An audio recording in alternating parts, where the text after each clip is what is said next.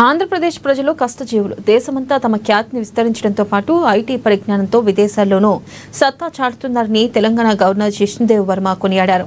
గుంటూరు జిల్లా తెనాలిలో నిర్వహించిన డాక్టర్ యలవర్తి నాయుడమ్మ స్మారక పురస్కార ప్రదానోత్సవానికి ఆయన ముఖ్య అతిథిగా హాజరయ్యారు. తొలిసారిగా ఏపీకి రావడం, ఇంతటి ముఖ్యమైన కార్యక్రమంలో పాల్గొనడం అదృష్టంగా భావిస్తున్నానన్నారు.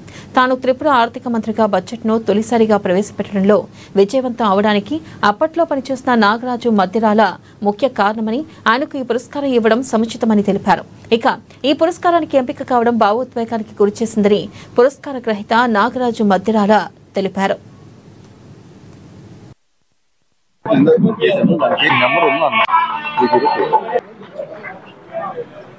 And here come with a file named budget.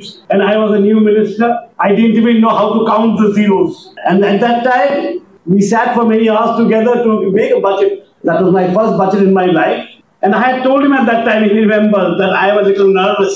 Because, you know, the leader of opposition was a 24-term chief minister. Was chief minister 20 years of Tripura. And all the opposition leaders were sitting on the opposition benches, were all ministers for 15 years, 20 years. And here I was, the finance minister of a small state without any finances, trying to put a budget. And somehow or the other, we did get a good budget. And I must say, credit goes to him. I told him, don't make it too complicated. Make it a very short and sweet budget. And let's get over with it. And I was quite surprised that, the opposition didn't question too much. Later also, we worked together on many subjects in the finance department. And I'm proud today that, I am in Andhra. On my first visit to Andhra, that I am giving this award to Sri Nagaraju ji. And I am happy that he belongs to Tripura cadre. Nayudamma గారి పేరుతో ఈ పురస్కారం అందుకోవడం అదృష్టంగా భావిస్తున్నాను. ఆయన ప్రపంచ స్థాయిలో గుర్తింపు పొందిన శాస్త్రవేత్తే కాకుండా ఎన్నో సంస్థలకు వ్యవస్థాపకులు, దూరదృష్టి కలిగిన వారు.